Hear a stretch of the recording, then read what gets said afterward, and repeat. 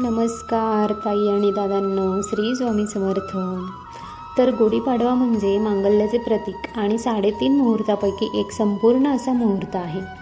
या मुहूर्तावर गुढीपाडव्याला नवीन वस्तू खरेदी करून आपल्या धनसंचयात भर पाडण्याची आपली जुनी परंपरा आहे. पण आजच्या काळात सोन्या चांदीचे गगनाला भिडणारे भाव पाहता प्रत्येकालाच सोनं खरेदी करणं शक्य होत नाही. पण आनंदासाठी सोनंच कशाला हवं? काही गोष्टी अशाही असतात ज्या सोन्यापेक्षाही मौल्यवान असतात आणि ज्याची किंमत आपण पैशात कधीच करू शकत नाही. यंदा गुढीपाडवा 19 मार्च 2026 गुरुवार रोजी आहे. हा 3.5 मुहूर्तापैकी एक अत्यंत शुभ आणि मंगल मुहूर्त आहे. या दिवशी केवळ सोन्याच्या मागे न धावता आपल्या घरात सुख, शांती आणि समृद्धी देणाऱ्या अशा कोणत्या वस्तू आहेत ज्या आपण खरेदी करू शकतो? सोन्याहूनही मौल्यवान अशा कोणत्या गोष्टी आपल्या आयुष्यात आनंद आणतील, हेच आज आपण या व्हिडिओमध्ये पाहणार आहोत. सर्वप्रथम की आता या गुढीपाडव्याला कोणी सोनं घेणार असेल, कोणी गाडी घेणार असेल, कोणी घराची बुकिंग करणार असेल, प्रत्येकजण यथाशक्ती काही ना काही आपण वस्तू घेत असतो. पण तुम्हाला माहीत आहे, सोन्याचे भाव इतके वाढलेले आहे की आपण सोनं खरेदी करू शकत नाही. तर खरं तर गुंजभर सोनं घ्यायचं असतं जेव्हा 3.5 मुहूर्त असतो किंवा पुष्य नक्षत्र असतो. ह्या शुभ मुहूर्तावर जेव्हा तुम्ही सोनं खरेदी करत असाल तेव्हा तुम्हाला ती विकायची किंवा मोडायची वेळ येत नाही. पण खरं तर आजकाल सोन्याचा भाव इतका वाढला आहे की सर्वसामान्य माणसाच्या खिशाला त्या गोष्टी परवडणाऱ्या नाही आहे. पण हो, घरात सुख समृद्धी नांदावी म्हणून या शुभ मुहूर्तावर नक्कीच काही वस्तू खरेदी करू शकतो. सर्वप्रथम घरात धनधान्य समृद्धीकारक जो तोडगा तुम्हाला सांगितला आहे तो तुम्ही आवर्जून अगदी तुम्ही तो गुढीपाडव्याच्या आदल्या दिवशी खरेदी करू शकता. गुढीपाडव्याच्या दिवशी त्याची पूजा करू शकता किंवा ज्या काही वस्तू सांगितल्या आहे यासुद्धा तुम्ही गुढीपाडव्याच्या दिवशी खरेदी करू शकता किंवा आदल्या दिवशी खरेदी करू शकता आणि गुढीपाडव्याच्या दिवशी त्याची पूजा करू शकता. पण शक्यतो आपण सगळेजण गुढीपाडव्याच्या दिवशी या वस्तू खरेदी करत असतो, कारण ह्या दिवशी कुठल्याही शुभ मुहूर्त पाहण्याची आवश्यकता नसते, कारण हा संपूर्ण दिवस हा शुभ मानला जातो. अगदी सामान्यातलं सामान्य माणूस देखील या वस्तू खरेदी करू शकतो. त्याचबरोबर त्याचा आपण पैशात मोलभाव करण्यापेक्षा त्याचं महत्त्व काय आहे किंवा त्या सोन्यापेक्षाही मौल्यवान कशा आहेत हे समजून घेणे देखील खूप महत्त्वाचे आहे. तर बघा, पहिली महत्त्वाची वस्तू आहे ती म्हणजे जसं काही घरात अतिशय सुंदर पद्धतीने असते. दसरा आला, दिवाळी आली, गुढीपाडवा आला, या दिवशी देवांना वस्त्र घेतली जातात. सुरुवात खरेदीची देवांच्या वस्त्रापासून करायची असते. तर तुम्ही देवांना वस्त्र घेऊ शकता. अगदी बाळकृष्णाला घ्या, गणपती बाप्पांना घ्या, स्वामी महाराजांना घ्या. तुमच्या घरात जे जे देव आहेत तुम्ही त्या देवाला देवघरात मांडले आहे त्यांच्यासाठी छानपैकी एक तुम्ही नवीन वस्त्र खरेदी करू शकता. देवाचं जे आसन असतं ते सुद्धा तुम्ही खरेदी करू शकता. बऱ्याच घरात देवघर खरेदी केलं जातं. तुमची इच्छा असेल तर सगळ्यात परम आनंद असतो हा. म्हणून तुम्हाला इच्छा असेल तर तुम्ही तुमच्या घरातले टाकसुद्धा तुम्ही बनवायला टाकू शकता आणि गुढीपाडव्याच्या दिवशी तुम्ही ते आणून त्याची पूजा करू शकता. आता यानंतर पुढची वस्तू म्हणजे आता देवघरापासूनच सुरुवात केली आहे तर देवघरासाठीच देवांसाठीच धातूची वस्तू तुम्ही खरेदी करू शकता. अगदी कुठलं पण सोनं चांदी याच्या व्यतिरिक्त सुद्धा तांब्याचा कलश तुम्ही खरेदी करू शकता. देवासाठी आता अतिशय छान छान प्रकारचे बाजारात ताट आलेले आहेत ज्याच्यावर तुम्ही देवांना अभिषेक घालू शकता किंवा देवाच्या आरतीसाठी किंवा तुम्ही कुठलेही दिवे खरेदी करू शकता. तुमच्याकडे ज्या वस्तू देवघरात नाही त्या तुम्हाला खरेदी करायच्या आहे. घरात जर आपल्या गाय वासरूची मूर्ती नसेल तर ती तुम्ही खरेदी करू शकता किंवा जर तुम्हाला गजंत लक्ष्मी अष्टलक्ष्मीपैकी एक गजंत लक्ष्मी असते तीही तुम्ही खरेदी करू शकता. ज्यांना श्रीयंत्र खरेदी करायचं असेल ते खरेदी करू शकता. या दिवशी आपण कुबेराची मूर्तीसुद्धा खरेदी करू शकतो. पण तुम्हाला माहीत आहे का, कुबेराची मूर्ती ही देवघरात ठेवत नाही. कुबेर यंत्राला देवघरात स्थान आहे. कुबेराची मूर्ती ही तुमच्या तिजोरीत ठेवायची असते. कुबेराची मूर्ती देवघरात ठेवायची नाही. जर तुमच्याकडे असेल तर ती काढा आणि तुम्ही ती तिजोरीत ठेवू शकता. अन्नपूर्णा मातेची जर मूर्ती तुमच्या घरात नसेल तर ती तुम्ही खरेदी करू शकता. अन्नपूर्णा माता ही नेहमी तांदरातच ठेवायची असते मग त्याच्यासाठी तुम्ही छोटीशी वाटी खरेदी करू शकता. तसेच अगदी कुलदेवीचा फोटो, भगवान विष्णू, माता लक्ष्मी किंवा स्वामी महाराजांचा फोटो, मूर्ती तसेच तुमचे जे देव आहेत ते खरेदी करू शकता आणि याची तुम्ही विधिवत पूजा करू शकता. अतिशय महत्त्वाच्या या वस्तू आहेत ज्या तुम्हाला खरेदी करायच्या आहेत. आता मला एक सांगायचं आहे, बघा, देवघरात प्रचंड गर्दी करण्यात काहीही अर्थ नाही. तुम्हाला एवढा वेळ आहे का? तुम्ही पूजा करणार आहात का? नाहीतर ते यंत्र घेऊन धुळीत ठेवण्यात काहीही अर्थ नाही, हे प्रथम लक्षात घ्या. आता यानंतर पुढची महत्त्वाची वस्तू म्हणजे याच दिवशी तुम्हाला कुठलाही ग्रंथ घ्यायचा असेल, अगदी कुठल्याही देवी देवतांचा तुमची इच्छा असेल की मला हा ग्रंथ घ्यायचा आहे, तुम्ही खरेदी करू शकता, हरकत नाही. बघा, दुर्गा सप्तशतीचा ग्रंथ तुम्ही या दिवशी घेऊ शकता, नवनाथांचा ग्रंथ घेऊ शकता, ज्ञानेश्वरी तुम्ही घेऊ शकता, हरिपाठाचे जे काही छोटे पुस्तक असतं, हनुमान चालीसाची एक छोटी पुस्तिका येते ती तुम्ही या दिवशी घेतली तरीही चालेल. भगवद्गीता घेतली तर सोन्याहूनही पिवळं. तर बघा, या दिवशी जे पर्याय आहेत ते तुम्ही अंमलात आणू शकता. यानंतर बघा, या दिवशी तुम्ही तूपसुद्धा खरेदी करू शकता. हो, तूप हे माता लक्ष्मीला अतिशय प्रिय आहे. तुम्ही या दिवशी तूप खरेदी करू शकता.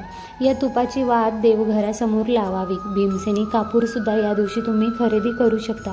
तुम्हाला माहीत आहे का, भीमसेनी कापूर आणि लवंग जेव्हा तुम्ही तुमच्या घरात जाळत असता तेव्हा वैज्ञानिकदृष्ट्या आणि आध्यात्मिकदृष्ट्या पाहिलं तर प्रचंड फायदे तुम्हाला होत असतात. त्यामुळे या गोष्टी तुम्ही शुभ दिवशी आवर्जून खरेदी करून ठेवा. आता चैत्र नवरात्रीमध्ये तर खूप गरज पडणार आहे, तर आवर्जून लवंगाची खरेदी करावी. त्याबरोबर कवड्या तुम्ही 7 किंवा 9 कवड्या खरेदी करू शकता. पांढऱ्या करा, पिवळ्या करा. तसेच गोमती चक्र खरेदी करू शकता. त्याचप्रमाणे हळदी कुंकू, चंदन या गोष्टी देखील आपण खरेदी करू शकतो, कारण याचा देखील आपण वापर प्रत्येक पूजेमध्ये करत असतो. अजून एक, या दिवशी अत्तर खरेदी करणं ही महत्त्वाचं आहे. कुठल्याही प्रकारचं कुठल्याही दुकानातून लोकल शॉपमध्ये अत्तर मिळतं. या दिवशी अत्तर खरेदी करावं आणि तुमच्याकडे माता लक्ष्मीची मूर्ती असेल तर तिला हे अत्तर थोडंसं लावावं, कारण अगदी मूर्ती, फोटो काही पण असेल, माता लक्ष्मीला अत्तरसुद्धा प्रिय आहे. आता यानंतरची पुढची महत्त्वाची वस्तू नाही तर पदार्थ आहे. अत्यंत महत्त्वपूर्ण गोष्ट म्हणजे गुढीपाडव्याच्या दिवशी तुम्ही नवीन गहू, तांदूळ, ज्वारी, बाजरी अशा धान्याचा साठा करू शकता. हे अन्न संपत्तीचे आणि लक्ष्मी कृपेचे प्रतीक मानले जाते. घरामध्ये गुढीपाडव्याला जर आपण नवीन धान्य आणलं तर वर्षभर धनधान्याची कमतरता राहत नाही. आणि भलेही तुमच्याकडे हे धान्य उपलब्ध असेल तरीही पण एक गुढीपाडव्याचं महत्त्व आहे, म्हणून अगदी थोडंसं धान्य तुम्ही या दिवशी नक्की आणा. यामुळे अन्नपूर्णा देवीची कृपा आपल्यावर कायम राहावी यासाठी ते आणायचं असतं. साखर आणि गूळ आणल्यामुळे देखील घरामध्ये गोडवा आणि स्नेह वाढतो. त्याचबरोबर आता मी तुम्हाला हे धनधान्याचं सांगितलं.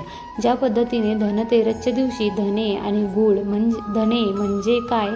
हो, धन म्हणजे काय? पैसा. तर या दिवशी काहीही नाही शक्य झालं असं नाही की सोनं, चांदी, हिरे, मोती खरेदीच करा. या दिवशी काही नाही शक्य झालं तरी 10 रुपयाचे धने आवर्जून विकत आणा आणि गूळ आणा, त्याची पूजा करा. ज्या पद्धतीने आपण धनतेरसच्या दिवशी करतो त्या पद्धतीने त्याची पूजा करा. गूळ आणि धने आपण देवघरामध्ये दिवसभर पूजेला म्हणून ठेवले तर संध्याकाळी जेवण झाल्यानंतर वगैरे आपण हे थोडे गूळ आणि धने सर्वजण प्रसाद म्हणून खाऊ देखील शकतो आणि नंतर देखील तुम्ही स्वतः यूज करू शकता. धने गुळाबरोबरच मीठ लक्ष्मी पूजनाला मिठाचा मान आहे. मीठ अगदी कुठल्याही ब्रँडचं कुठलंही मीठ तुम्ही ज्या तुमच्या घरात मिठाचा वापर केला जातो ते मीठसुद्धा तुम्ही आवर्जून खरेदी करू शकता. घरातली दरिद्री काढण्यासाठी, घरातली अलक्ष्मी काढण्यासाठी सगळ्यात महत्त्वाची शिराई, ज्याला काही घरात शिराई झाडू तुम्ही आवर्जून खरेदी करू शकता. तुम्ही माठसुद्धा खरेदी करू शकता, पण तुम्हाला जर माठ खरेदी करायचं असेल तर हा दिवस अतिशय महत्त्वाचा आहे. तसेच जर तुमचा घराचा उंबरठा खराब झाला असेल तर तो तुम्ही या दिवशी बदलू शकता. तुमच्या घराला तोरण लावू शकता. खरं तर आपण रोज झेंडूच्या फुलाचे, अशोकाचे तोरण लावू शकत नाही, म्हणून अगदी कवड्याचं तोरण कुठल्याही दुकानात कुठल्याही शॉपमध्ये तुम्हाला कवड्याचं तोरण मिळेल ते आणावं, छानपैकी लावावं. बघा, या गोष्टी करून खूप आनंद मिळतो. यानंतर पुढची वस्तू नवीन झाड. त्यामध्ये एक तर तुळशीचं रोप, बेलाचं रोप किंवा एखाद्या फुलझाडाचं रोप आपण आणावं आणि ते आपल्या घरी जरूर लावावं. तुम्ही जर तुळशीचं रोप या दिवशी लावणार असाल किंवा बेलाचं रोप लावणार असाल तर त्याची पूजा अवश्य करावी. बघा, आपण या दिवशी नवीन वही आणि पेन देखील घेऊ शकतो. कशासाठी? हिशोबासाठी. आणि नंतर आपण हळदी कुंकू लावून किंवा स्वस्तिक वगैरे काढून पूजा करून ती वही नंतर वापरात घेऊ शकतो. त्याच पद्धतीने नवीन संवत्सर किंवा नवीन वर्ष हे सुरू होत आहे. समजा तुम्हाला काही लिहायची जरी आवड असेल ना, तर त्यासाठी म्हणून सुद्धा तुम्ही ही वही वापरात आणू शकता. तसेच आपल्या कुलदेवीच्या नामस्मरणासाठी किंवा स्वामींच्या नामस्मरणासाठी देखील ही तुम्ही वही आणि पेन या दिवशी अवश्य खरेदी करू शकता. तसेच या दिवशी चूल आपण म्हणतो ना की वास्तुशांतीला आधी चूल लागत असते. चूल माहिती असेल ना प्रत्येकाला, तर मातीची चूल तुम्ही खरेदी करू शकता. त्याची सुद्धा पूजा करावी, ज्या पद्धतीने धनधान्याची आपण पूजा करत असतो. पण बघा, अगोदरच चूल असेल तुमच्याकडे तर ती काढा, ती स्वच्छ करा आणि ह्या दिवशी त्या चुलीची सुद्धा तुम्ही पूजा करू शकता. चूल घरात असणं अतिशय महत्त्वाचं आहे. सगळ्यात महत्त्वाचं, या गोष्टी करून तुम्ही करोडपती होणार आहे असं नाही. पण कुणीतरी गाडी घेतली, कुणीतरी घर घेतलं तर मनात कुठेतरी वाटतं, अहो याच्यापेक्षा ह्या गोष्टी जर मी खरेदी केल्या तर मला किती आनंद मिळेल. आणि ह्या गोष्टी सगळ्या सकारात्मक प्रदान करणाऱ्या आहेत. आणि एका गृहिणीला हेच हवं असतं की माझ्या घरातले लोक, माझं घर हे शांततेत राहील, माझं घर कसं आनंदी राहील, त्याच्यासाठी प्रत्येक महिला ही प्रयत्नशील असते. म्हणून ह्या ज्या काही गोष्टी तुम्हाला सांगितल्या आहेत, नक्कीच त्या तुम्ही खरेदी करा. बघा, आता आपण गुढीपाडव्याच्या दिवशी काय खरेदी करू नये हे देखील थोडक्यात जाणून घेऊया. तर गुढीपाडव्याच्या दिवशी आपल्याला प्लॅस्टिकच्या वस्तू, लोखंडाच्या वस्तू अजिबात खरेदी करायच्या नाही आहेत. त्याचबरोबर काचेची भांडीसुद्धा खरेदी करायची नाहीत. शुभ दिवशी या वस्तू खरेदी करू नये. त्याचबरोबर गुढीपाडव्याच्या दिवशी चाकू, कात्री, सुई यासारख्या टोकदार वस्तू व धारदार वस्तूसुद्धा खरेदी करायच्या नाहीत. त्याचबरोबर गुढीपाडव्याच्या दिवशी भलेही कोणतीही वस्तू खरेदी करायची झाली नाही, परंतु पाडव्याच्या दिवशी आपण नवीन कपडे खरेदी करतो, तर त्यामध्ये आपण काळ्या रंगाचे कपडे अजिबात खरेदी करायचे नाही. भले तुम्हाला काळ्या रंगाचे कपडे खरेदी करायचे असतील तर ते तुम्ही पाडव्याच्या अगोदर तुम्ही खरेदी करू शकता. मात्र गुढीपाडव्याच्या दिवशी काळ्या रंगाचे कपडे किंवा काळ्या रंगाच्या वस्तू खरेदी करायच्या नाही आहेत. ही चूक अजिबात करू नका. बघा, एक चांगला सणवार आहे, लक्ष्मी आगमनाचा दिवस आहे. काळा रंग खरेदी करणे म्हणजे थोडक्यात निषेध, या अर्थाने आपण त्याला म्हणतो की आणि त्यामुळे काळा रंग हा खरेदी करू नका.